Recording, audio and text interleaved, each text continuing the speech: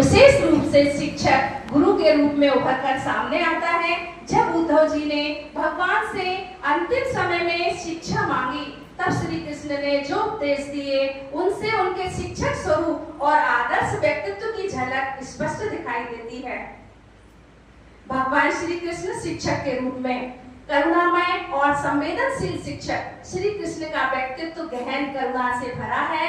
वे जानते थे कि उद्धव जी उनसे अलग होकर दुखी होंगे, इसलिए उन्होंने ज्ञान और भक्ति का ऐसा अमृत दिया जिससे उद्धव जी जीवन भर प्रेरित रहें। एक सच्चे शिक्षक की तरह वे केवल ज्ञान को ही नहीं, बल्कि उनके जो ज्ञान था, ज्ञान के साथ साथ उनकी जीवन में जो अनिवार्यता थी उसके लिए उन्होंने उपदेश दिए।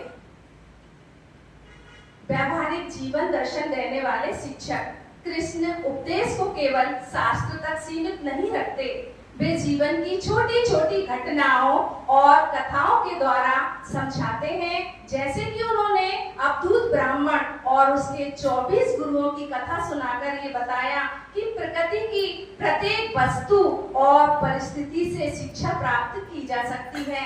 ये व्यवहारिक शिक्षा शैली उनके शिक्षक के जो व्यक्तित्व है उसको दर्शाती है।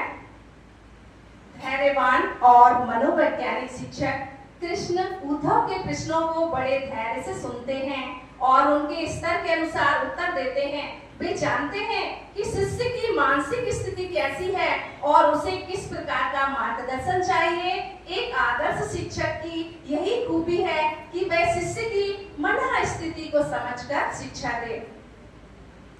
अध्यात्म और विज्ञान का संतुलन कराने वाले शिक्षक। कृष्ण केवल भक्ति की शिक्षा नहीं देते, बल्कि आत्मा, प्रकृति, कर्म, योग, ध्यान और ज्ञान, इन सब का संतुलन बनाकर उद्धव को समझाते हैं। उनका व्यक्तित्व इस बात का उदाहरण है कि सच्चा शिक्षक जीवन के हर पक्ष, भौतिक, मानसिक, आध्यात्मिक को जोड़कर शिक्षा देता है।